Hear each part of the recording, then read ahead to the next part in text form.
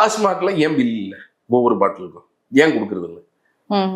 அப்போ இது டிரான்ஸ்பரண்டா வெளிப்படைத்தன்மையும் நடக்கக்கூடாது. இதுல ஏதோ ஒரு விஷயங்களை அமுக்கணும் அப்படிங்கிறது தான் ஒரு நோக்கமாவே அதுல இருக்கிறதாக நான் பார்க்கிறேன்.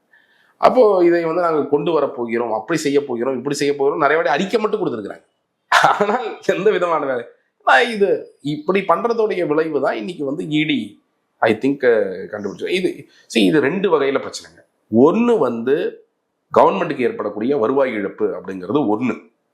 இன்னொன்று நீங்க யோசிச்சு பாருங்க, டாஸ்மாக் மாதிரி ஒரு பொருளாதார சமூக சீரழிவு இன்னைக்கு வேற எதுவும் கிடையாது.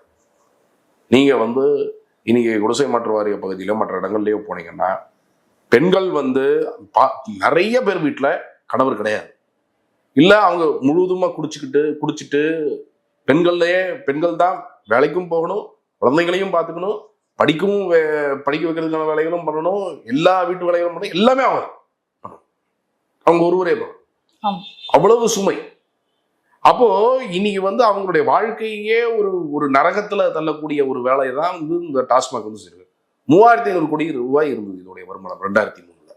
3500 கோடியிலேருந்து இன்னைக்கு வந்து 50,000 கோடி சேல்ஸ்ன்னு சொல்றாங்க 20 வருஷத்துல. அப்படின்னா என்ன அர்த்தம்னா பாட்டிலுடைய விலை 15-16 மடங்கு அதிகமாயிருக்கா அப்படின்னு கேட்டீங்கன்னா இல்லை. பாட்டிலோட விலை 3-4 மடங்கு தான் அதிகமாயிருக்கு அன்னைக்குலேருந்து இன்னைக்கு நீங்க கணக்கு பண்ணீங்கன்னா. அப்போ என்ன அதிகமாயிருக்கு? குடிக்கிறவங்களுடைய எண்ணிக்கை, குடிக்கிறவங்களை வந்து குடிப்பழக்கத்துக்கு அடிமையாக்கினவர்களுடைய எண்ணிக்கை, முழுவதுமாக அடிமையாக்கினவர்களுடைய எண்ணிக்கை இருக்கு இல்லையா குடிப்பழக்கத்திற்கு, அது மிகப்பெரிய அளவுல அதிகமா இருக்கு அப்படின்னு பாக்குறோம்.